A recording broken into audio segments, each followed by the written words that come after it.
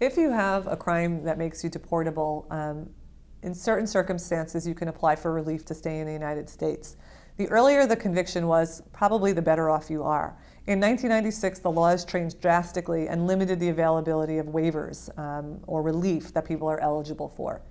If you have a green card and you've been convicted of an aggravated felony, unfortunately, there's probably very little waivers or little you can do to stay in the United States to fight for the green card, aside from making some type of asylum claim if you qualify for it.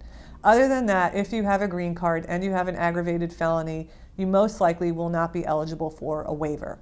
In certain circumstances, though, if you have an aggravated felony and you got your green card here in the United States, and you have a way to obtain your green card again through marriage to a citizen or a child who's over 21, you will be eligible for a green card again with a waiver. But that's only if you got your green card here in the United States. Before 1996, we had a waiver called 212C. So if you have a green card and a conviction that makes you removable, and you had the conviction prior to April 30th, 1996, then you would be eligible for a 212C waiver as long as you had your green card and you have not served 5 years in jail. After 1996, the law changed and it was much more strict.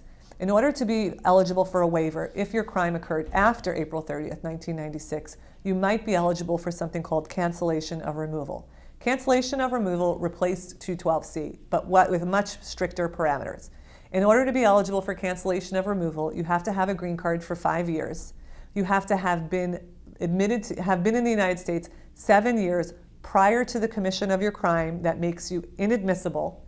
So if you entered with a visitor's visa 7 years ago and then you got your green card 5 years ago, you would be eligible for cancellation of removal. And you can have been convicted of an aggravated felony. So if those 3 things are met, then you should be eligible for a green card. So generally, people do meet the requirement that they have a green card for 5 years, and that 5 year continuous physical presence keeps running. So if you're before an immigration judge and you've only had your green card for 4.5 years, you're still going to be eligible for cancellation as long as on the date of your individual hearing you've been with a green card for 5 years. The trickier part is the 7 years, because you have to have been in the United States for 7 years prior to committing the crime. So if you entered on a visitor's visa in 2002 and then in 2004 you got convicted of a drug offense, you're not going to have the 7 years because your crime cut off your time. If you came into the United States with a visitor's visa in 2002 and then 7 years later committed your crime, you're going to be eligible, you're at least going to have the 7 years.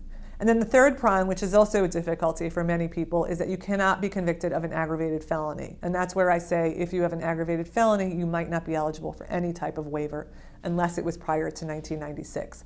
If those three statutory requirements are met, then you can apply for cancellation of removal, and then it becomes discretionary decision by the immigration judge. The judge will decide in discretion whether or not you should be allowed to stay in the United States. And they're going to look at your family ties, the hardship to you if you're not allowed to stay in the United States, the hardship to your family if you're not allowed to stay, your employment history, if you've been in the military, if you've done community service, and of course, very importantly, your rehabilitation. Do you own the crime? Have you taken responsibility for it, and have you changed? If you can demonstrate that and the judge finds there's more positive factors than negative factors, the negative being your criminal history, not paying taxes, not paying child support, hopefully just the criminal history is going to be the issue, but if there's more positive than negative, then hopefully the judge will grant your case, your cancellation of removal case, and allow you to stay in the United States. That same criteria I outlined is the same for 212C, and you should be eligible for that if your crime occurred before April 30th, 1996. There are a whole host of other waivers and ways you can stay in the United States, but these 2 are the most commonly used ones for criminal convictions.